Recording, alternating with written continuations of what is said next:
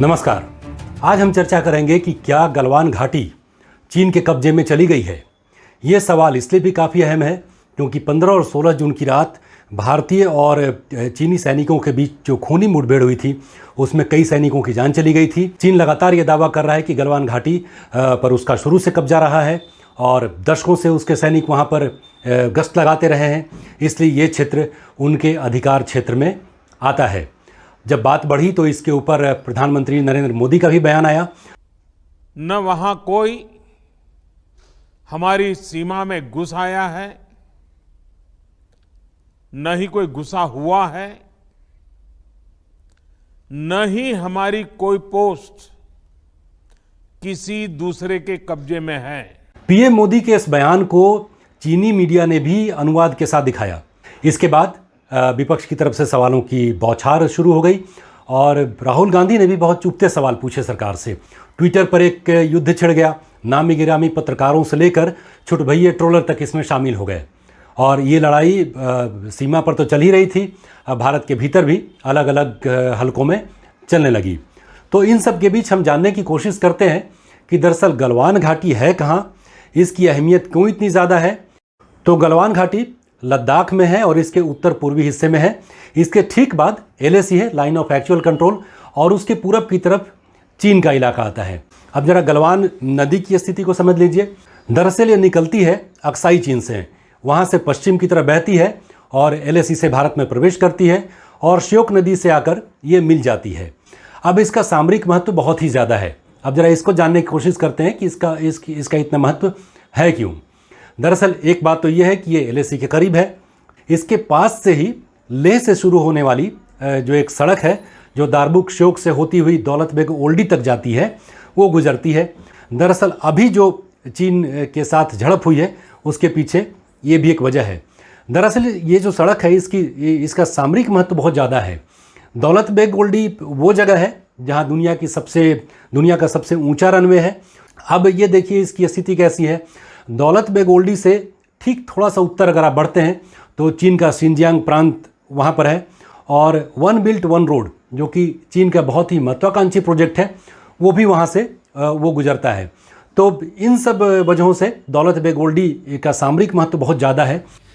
इसी श्योक दौलत बेग ओल्डी रोड से उस जगह से जहाँ पर कि PP-14 पे भारत और चीनी सेनाओं के बीच झड़प हुई है, तो एक लिंक रोड बनाई गई है जिसकी लंबाई तकरीबन 9 किलोमीटर है। इसके ऊपर एक ब्रिज का भी निर्माण किया गया है। तो अब दौलत बेग ओल्डी वाली इस रोड से जहाँ पर झड़प हुई थी वहाँ तक पहुँचना भारतीय सेना के लिए बहुत ही आसान हो गया है। चीन के लिए ये भी एक बहुत बड़ी समस्या की वजह थी क्योंकि अब चीन का उस इलाके में एक अधिकार नहीं रहेगा। चीन की इच्छा ये रहती है कि वो जो ऊंची चोटियां हैं और उसके बीच के घाटियों से निकलने वाली जो सड़क है, खासकर उसके जो शिनजियांग प्रांत से तिब्बत तक जाती है, उसके ऊपर भारतीय सेना की नज़र न रहे। और जाहिर सी बात है कि इस सड़क के निर्माण से चीन का जो इलाका है वहाँ तक भारत की पकड़ मजबूत हो जाएगी। मैंने बताया सामरिक महत्व इसका बहुत ज़्यादा है। तो इसी को लेकर 15 और 16 जून की रात भारतीय और चीनी सैनिकों के बीच झड़प हो गई। इसी के बाद चीन ने दावा कर दिया कि पूरी गलवान घाटी उसके क्षेत्र में आती है। 15 और 16 जून के बीच रात जो झड़प हुई थी उसके ठीक अगले दिन यानी 16 जून को चीन की तरफ से ये बयान आया और उसमें कहा गया कि भारतीय सैनिकों ने LAC को क्रॉस करके चीनी क्षेत्र में जो उनका निर्माण कार्य है, सैनिक निर्माण कार्य है, उसको नुकसान पहुंचाने की कोशिश की, उसको तोड़ने की कोशिश की और उसका जवाब किसी को देना पड़ा जिसमें कई भारतीय सैनिकों की मौत हो गई। तो ये तो बात हो गई 16 जून की। इसके ठीक अगले ही दिन भारतीय विदेश मंत्री डॉक्टर S जयशंकर और चीनी विदेश मंत्री वांग यी के बीच बातचीत हुई। इसके बाद चीन की तरफ से जो बयान आया उसमें तल्खी थोड़ी सी कम थी और उसमें यह कहा गया कि दोनों ही देशों को LAC पर तनाव कम करने की जल्द से जल्द कोशिश करनी चाहिए और शांति व्यवस्था बहाल रखनी चाहिए। इसके बाद बयान आया भारत की तरफ से। भारत ने कहा कि न सिर्फ शांति व्यवस्था बहाल करने की कोशिश करनी चाहिए, तनाव कम करना चाहिए, बल्कि तत्काल प्रभाव से ऐसा कदम उठाने चाहिए जिसमें सेनाएं एक दूसरे की तरफ न बढ़ें और सेनाएं अपने अपने क्षेत्रों की तरफ लौट जाएं जिसमें अप्रैल के पहले जो स्थिति थी। तो अब ये देखने की कोशिश करते हैं कि इन बयानों के बाद क्या मतलब निकाला गया और इसका क्या संदेश जाता है। चीन के बयान पर और चीन की विदेश नीति पर बहुत करीब से नज़र रखने वाले जानकारों का कहना है कि फिलहाल चीन के इस बयान से लगता है कि वो शांति बहाल करना चाहता है और इस बहाली का जो उसका मकसद है उसके पीछे नीति वही है कि अब वो ऐसा लगता है कि बहुत ही कंफर्टेबल पोजीशन में पहुंच गया है, एलएसी के पार आकर उसने ज़मीनें कब्जा ली हैं, वहाँ से वो पीछे नहीं हटना चाहता है और अब शांति की बात कर रहा है। और जाहिर सी बात है, जब ये बातचीत की प्रक्रिया आगे बढ़ेगी तो बहुत ही चालाकी से गलवान घाटी पर जो उसका दावा है उसको मजबूत कर लेगा और एक तरीके से साफ हो जाएगी गलवान घाटी चीन के कब्जे में है। कुछ विशेषज्ञों का तो ये भी कहना है कि वो एलएसी को पार कर इतनी दूर तक पहुंच गया है गलवान घाटी में, जहां से दौलत बेग ओल्डी को जाने वाली सड़क महज 2 किलोमीटर की दूरी पर है। यानी वो जब भी चाहे दौलत बेग ओल्डी तक अगर रसद या जवानों को भेजा जा रहा है इस सड़क के जरिए तो इसमें वो बाधा पहुंचा सकता है। वहीं दूसरी तरफ कुछ विशेषज्ञों का मानना है कि 15 जून की रात को चीन ने एलएसी को क्रॉस कर यहाँ ज़मीन कब्जा करने की कोशिश तो ज़रूर की, लेकिन उसमें उसको कामयाबी नहीं मिली। अब ये बात वो न तो अंतर्राष्ट्रीय मीडिया के सामने स्वीकार कर सकता है और न अपने घरेलू लोगों के सामने, क्योंकि इससे जो उसका नेतृत्व है उसके ऊपर सवाल उठने खड़े हो जाएंगे। अभिजीत अय्यर मित्रा हैं, एक विशेषज्ञ हैं, उन्होंने सैटेलाइट चित्रों के माध्यम से ये बताने की कोशिश की है कि दरअसल वस्तु स्थिति है क्या। इन तस्वीरों में देखिए जो नंबर 1 पोजीशन दिखाई जा रही है वो कहा जा रहा है वो भारत की स्थिति है, वो बनी हुई है। 2 और 3 की जो पोजीशन है वो चीनी सेना की है, उनकी भी पोजीशन बनी हुई है। और जो एक पर्पल कलर का एक घेरा आप देख रहे हैं, ब्लू कलर का मोटे तौर पर, वहाँ पर वो झड़प हुई थी दोनों सेनाओं की टुकड़ियों के बीच में। और फिलहाल वहाँ पर जिस वक्त की तस्वीर है, कम से कम उस समय वहाँ पर किसी तरह का कोई जमावड़ा नहीं था, चीनी सैनिकों की मौजूदगी वहाँ पर नहीं थी। तो एक तो ये एनालिसिस की जा रही है। एक और सैटेलाइट तस्वीर के जरिए देखिए D80 की एनालिसिस ये है कि जो जहाँ पर झड़प हुई थी वहाँ से 500 मीटर के इलाके में चीनी सैनिक वहाँ पर नहीं है।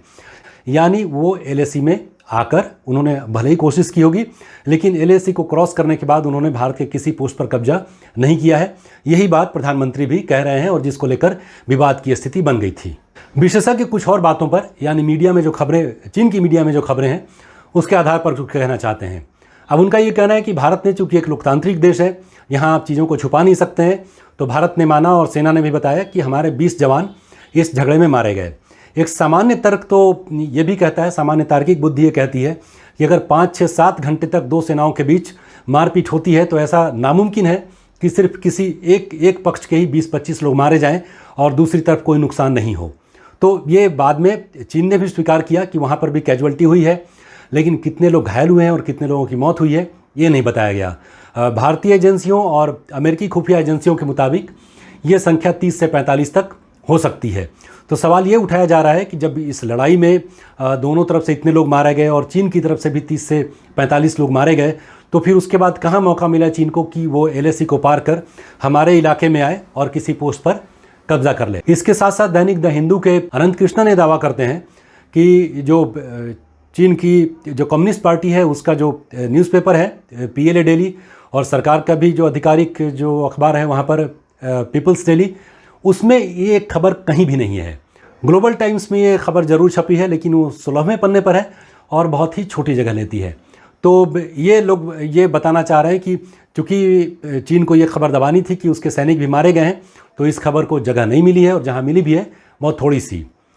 लेकिन अब ये तो सारी बातें होगी जिसमें कई पक्षों की बात हो गई, किसने कहा किसने क्या कहा और किसने कैसी एनालिसिस की। अब आ जाइए जो हमारे पास वस्तु स्थिति चित्रों के माध्यम से, सैटेलाइट चित्रों के माध्यम से हमें प्राप्त होती है। सैटेलाइट तस्वीरों के जरिए जो स्थिति है उसके मुताबिक गलवान घाटी के साथ ही साथ पैंगोंग झील के पास भी पीएलए पूरी तैयारी के साथ मौजूद है।